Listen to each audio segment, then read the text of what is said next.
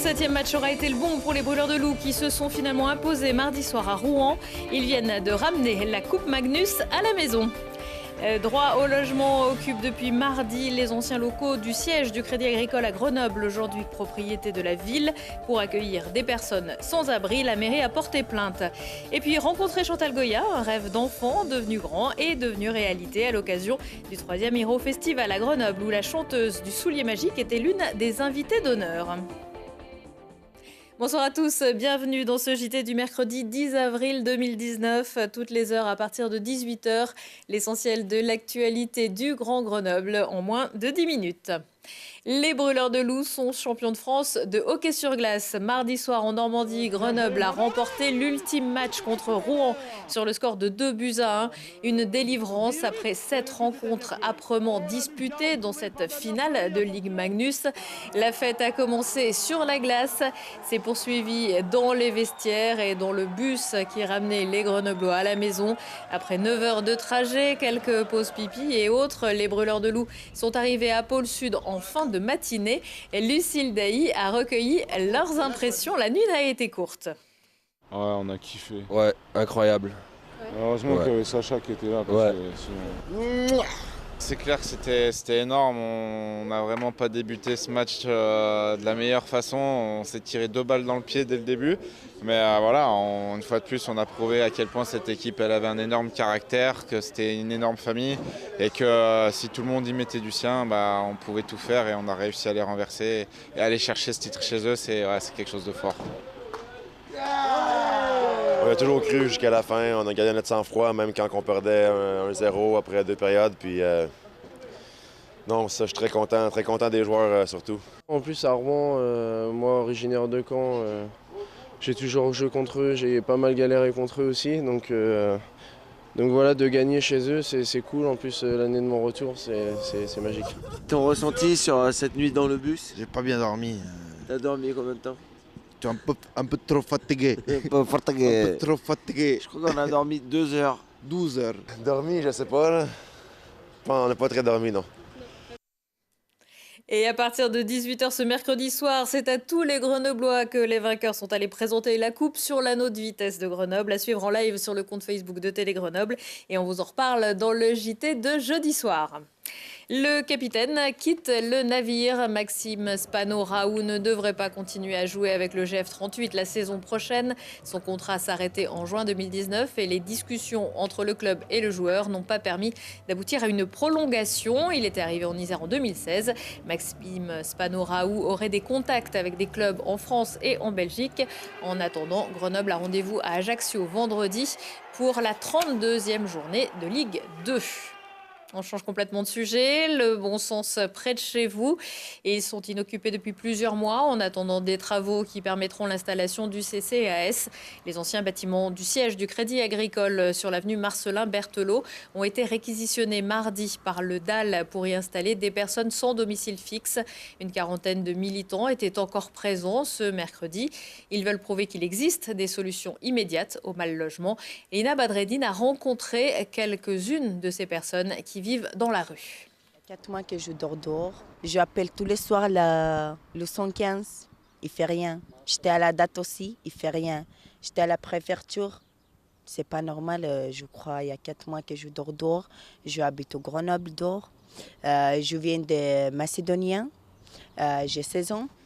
J'ai commencé mes dossiers avec la date. L'OFI doit me trouver un logement, mais jusque-là, je n'ai pas encore de logement. À chaque fois quand j'appelle le 115, on m'enregistre, mais jamais de logement.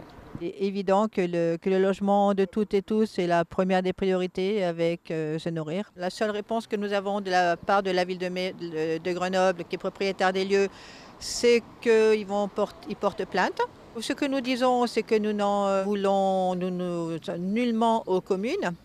Qui font aussi les frais de cette politique de mise à la rue, que nous leur demandons leur soutien, qu'ils acceptent de communiquer à la préfecture des adresses de bâtiments publics qui seraient vacants et qui pourraient être réquisitionnés, puisque la loi de réquisition est une loi française. Ils prennent un arrêté anti-expulsion.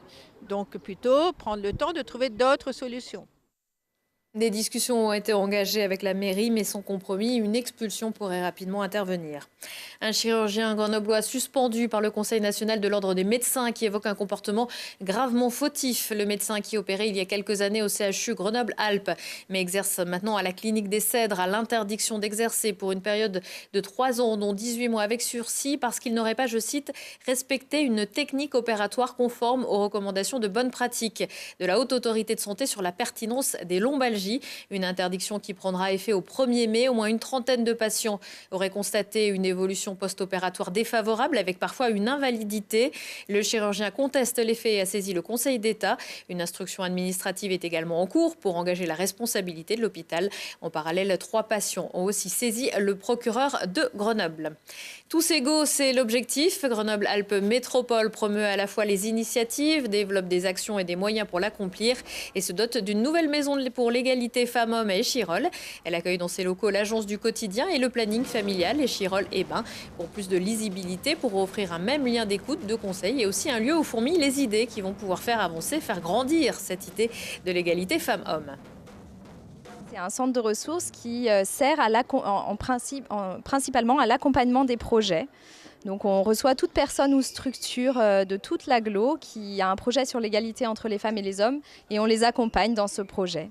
On a notamment un appel à projet financé par la métropole qui est plus spécifiquement à destination des jeunes et où du coup on accompagne tous ces projets tout au long de l'année. Ils créent des expos, ils créent des vidéos, ils créent des BD, d'autres ressources qui ensuite rentrent dans notre centre de ressources et qu'on prête gratuitement à toute personne ou structure qui le souhaite. L'année dernière par exemple, il y a une jeune de l'appel à projet qui a créé une belle expo sur les règles. Donc voilà, les menstruations féminines qui sont assez tabous dans notre société. Il y a aussi un collège à Claye qui a créé une belle expo autour de la mixité des métiers. Cette année, dans les projets qui sont en cours, il y a un projet avec des enfants autour d'un réaménagement d'une cour d'école de manière non sexiste. On a des projets de création il y a un jeu autour des séries aussi, de séries et égalité. Voilà, donc c'est après toutes des choses qui vont servir à d'autres personnes, qui vont pouvoir les emprunter, les utiliser. Et cette maison est située 12 avenue des États Généraux à Échirolles.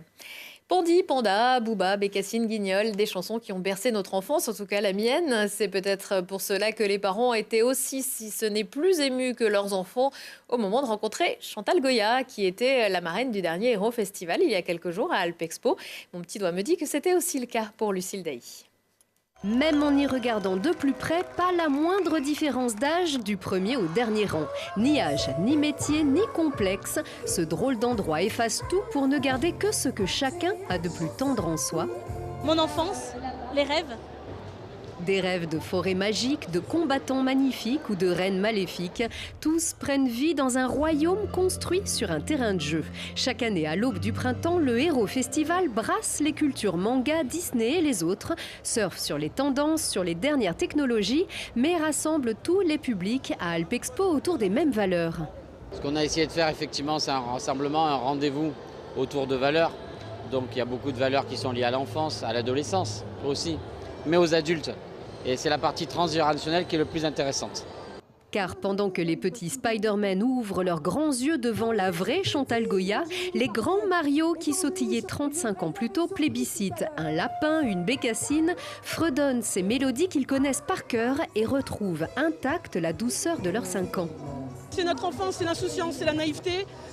C'est tout ce qu'il y a de bon en nous. Je pense que vraiment c'est important de le faire ressortir, surtout en ce moment. C'est du pur bonheur. Il y a une grande affection aujourd'hui où tout est difficile. Alors ils m'ont dit, vous nous rassurez parce que vous nous amenez des belles choses et il faut les montrer à nos enfants. En fin de compte, je suis un lien important, et mes chansons surtout, entre la famille et moi. En fin de compte, je fais partie de la famille. Et de Booba le petit ourson à Harry Potter, la famille fait rentrer de nouveaux personnages. Le temps passe, les modes évoluent, les valeurs restent. Je pense que c'est quelque chose qui garde en vie l'enfant qu'on a en nous.